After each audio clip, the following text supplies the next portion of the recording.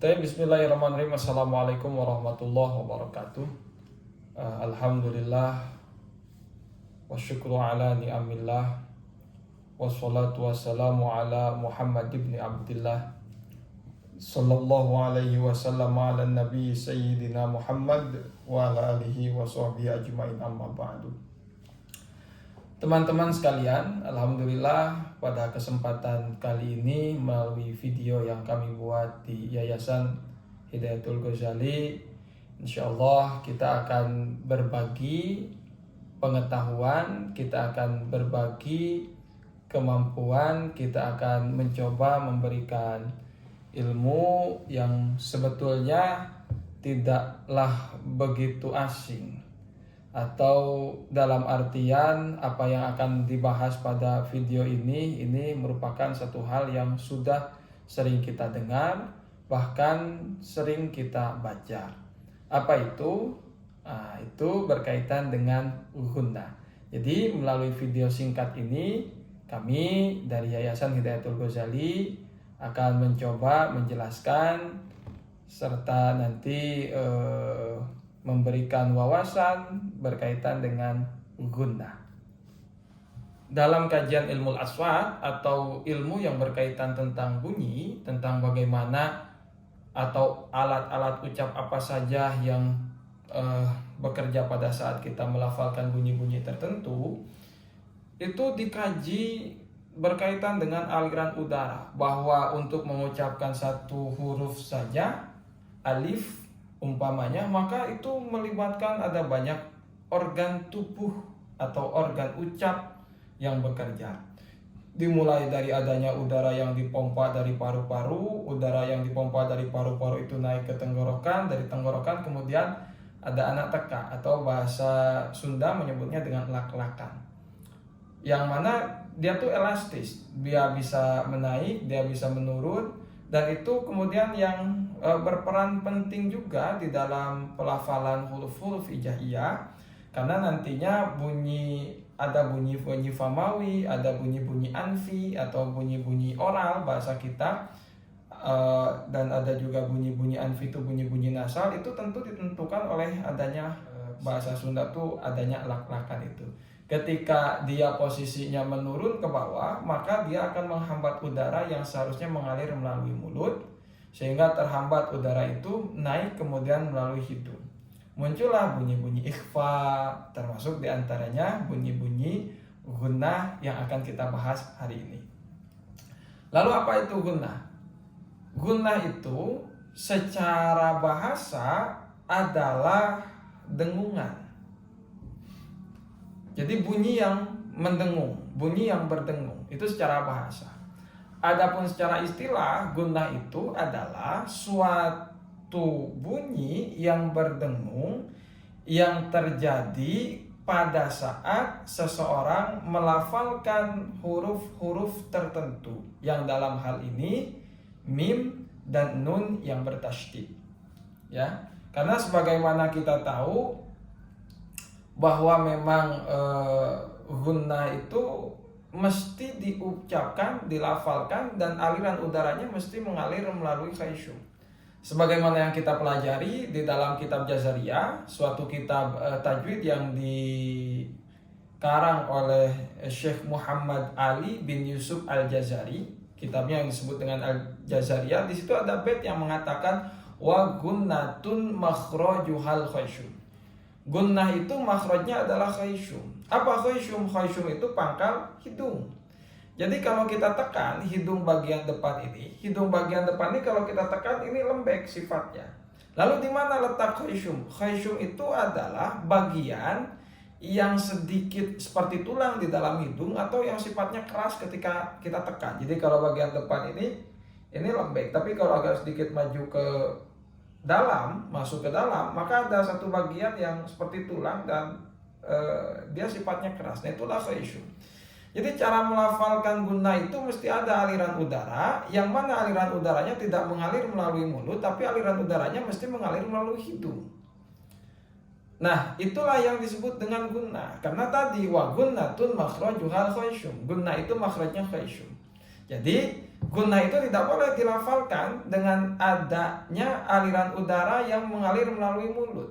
Tapi gunnah itu mesti dilafalkan dengan adanya udara yang mengalir melalui hidung, pangkal hidung.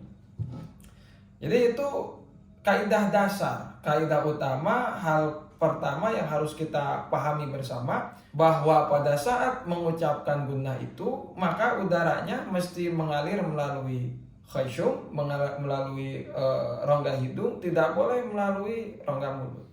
Lalu ada berapa hurufnya? Tentu kita sudah sangat maklum sekali, karena dari mulai usia kanak-kanak, bahkan dari semenjak kita masuk di Taman Kanak-kanak, Raudatul Atfal atau RA, kita sudah sering dikenalkan berkaitan dengan gunnah sampai dengan huruf-hurufnya. Yang kita ketahui bersama bahwa huruf gunnah itu ada dua. Yang pertama mim dan nun yang bertasydid.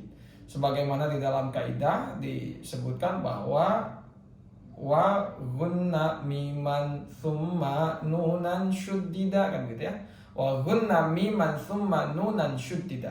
Ada dua huruf di dalam bahasa Arab yang dia mesti dibaca dengan cara mengalirkan udara melalui rongga hidung.